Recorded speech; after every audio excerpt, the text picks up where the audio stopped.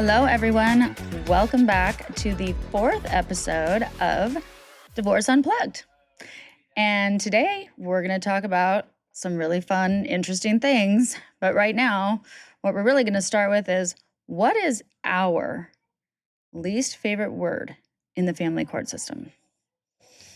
Today, narcissist. It is a buzzword. It is on social media. It is with attorneys, judges, every single person that you or I know. I'm sure we have run into somebody who knows somebody who has diagnosed the other person as a narcissist. Right. Well, I mean, it's a term that's being flown around just rampantly.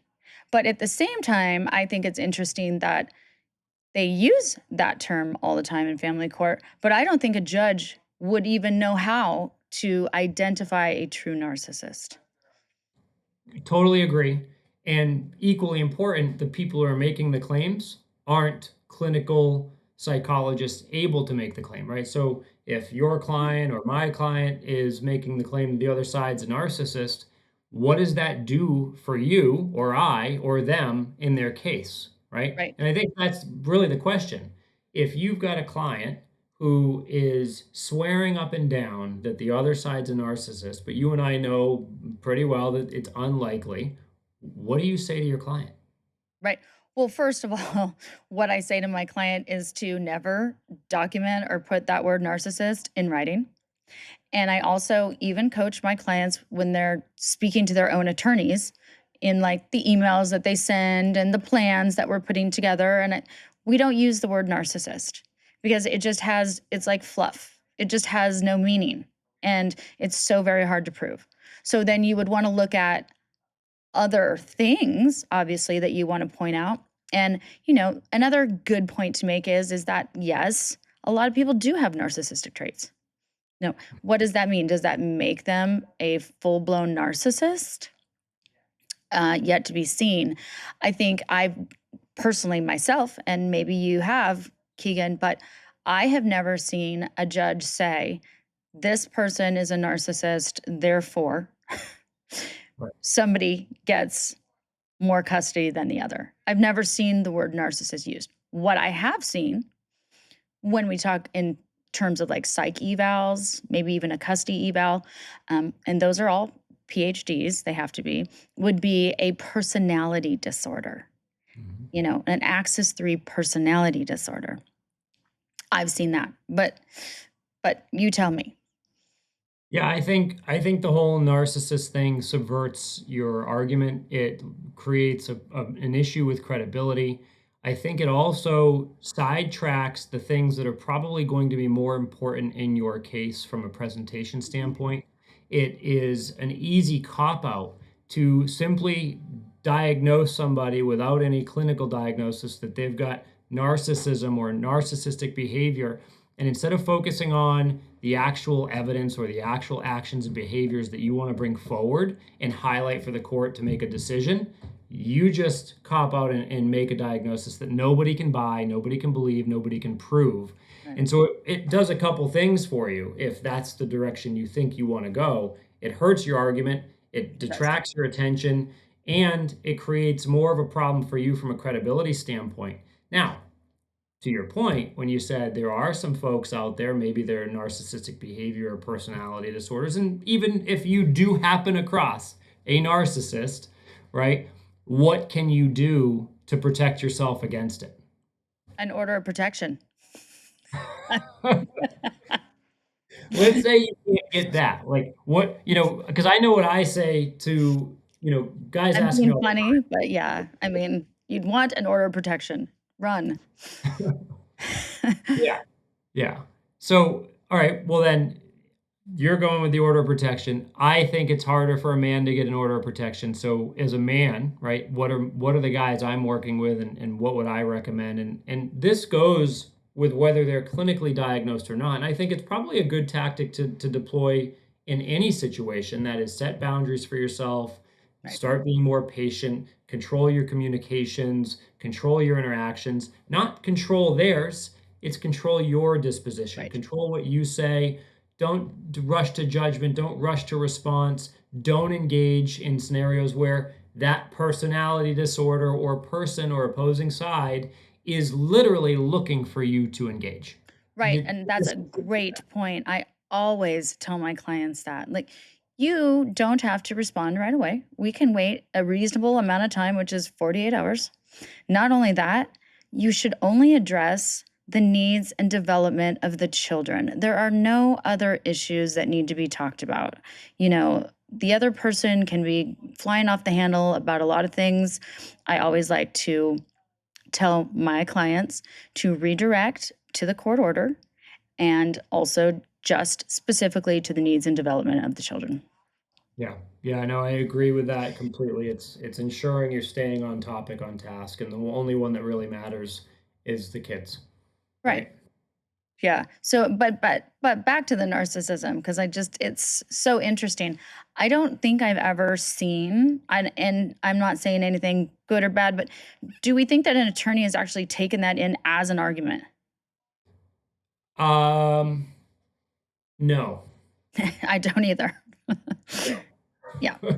Right. I have heard of attorneys that want to push that agenda, but I don't know of any attorney who's successfully done it. And I think most attorneys, well, every attorney I talk to these days, they run away from the client that is focused heavily on diagnosing the other side as narcissist. Right. And that makes sense. So, but another topic that is kind of segues into and through narcissism would be a new thing that I'm starting to see in court orders is to look for coercive control. Mhm. Have you seen that? I have it. It's a relatively new kind of Mhm. perspective, right? I actually just heard an order come down this past week where coercive control was a major component of the ruling. Mhm.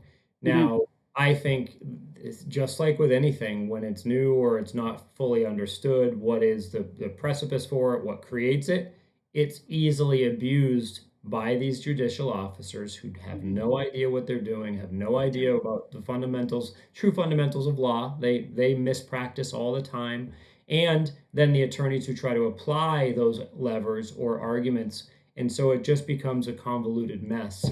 But what's interesting is coercive control seems to have a lot more I don't Wait. know, significance and weight than what somebody would say with narcissism or personality disorders. It's like an easy cop out and use in the system today. It holds more weight. I'm seeing that as well. Rather than I would think if someone was a personality disorder, I mean, that's kind of severe. You could be a sociopath or a psychopath and still have a lot of custody, but you can't be in that coercive control area. And I think it's interesting, how are we proving coercive control? I know when I have clients that the order says specifically custody evaluation, look for coercive control. And it would be in my favor if my client, they found that there was coercive control involved. I go back to documentation. I mean, the only way you can really prove it is the history of the whole relationship and going back into documentation. But I think it's an interesting new concept and something to think about and talk about. And like you said, judges don't know what they're doing with it. They don't know how to identify it. And then once it's there, what do we do? Are we rehabbing somebody? What do you think? Yeah, I mean, again, thankfully I'm not in the camp of mental health disorders. So to give you a legitimate answer, I have no idea what the court and or any of those professionals would do with handling it. Mhm. What I would say is the more we learn and the more we see it leveraged in the system, the more we as coaches and or professionals are going to need to understand what What are it they is. looking for and how do you make sure that you're avoiding it. Right. you know Right. so How your client's avoiding it and how your other client might be able to prove it. right, Yeah. exactly. Right. I Yep, mean, and depends on what side of the table you're on. it could go both ways. So, So exactly, depending on what perspective you have. So it'll be something, it's new, it's interesting, it's good conversation. I think we're just all sick of listening to the word narcissism. We're just sick of it. yeah, So here comes get coercive ready. control, you guys. Get ready. As coaches, as attorneys, and people in Flavor general. of the month. Yeah, Yep. exactly. So I don't know if you have any more comments on that, but No, I just think in general, I think it's applicable, and I said it already, but I'll say it again. Doesn't matter if the opposing side has a clinical diagnosis. Well, maybe once they hit clinical diagnosis, it does matter. But generally speaking, your behavior, you're in control of you, you're in control of how you manage it. Be responsible. Be responsible of what you're doing, and that should help in these personality disorder scenarios with limiting your engagement and staying in control and patient and organized with your thoughts. right. Well, and I think that, and we would both agree on this, when we're talking about the narcissistic personality disorders or any personality disorder or any DSM diagnosis in general, as long as that diagnosis isn't getting away or getting in the way of the health and well-being of the children.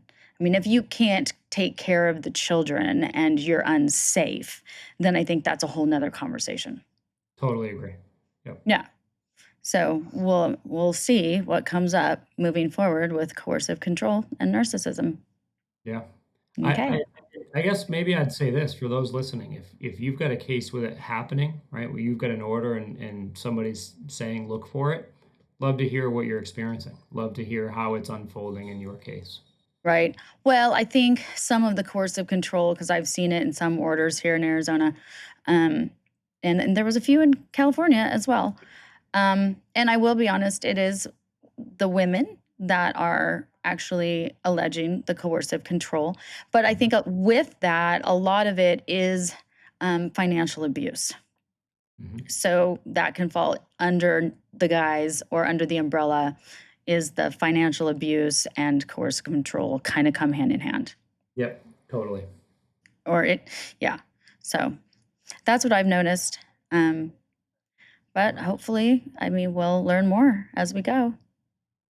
looking forward to seeing where it goes. Right. I mean, I might actually take a program and learn more about it just so I can, because it is up and coming, so that I can help my clients.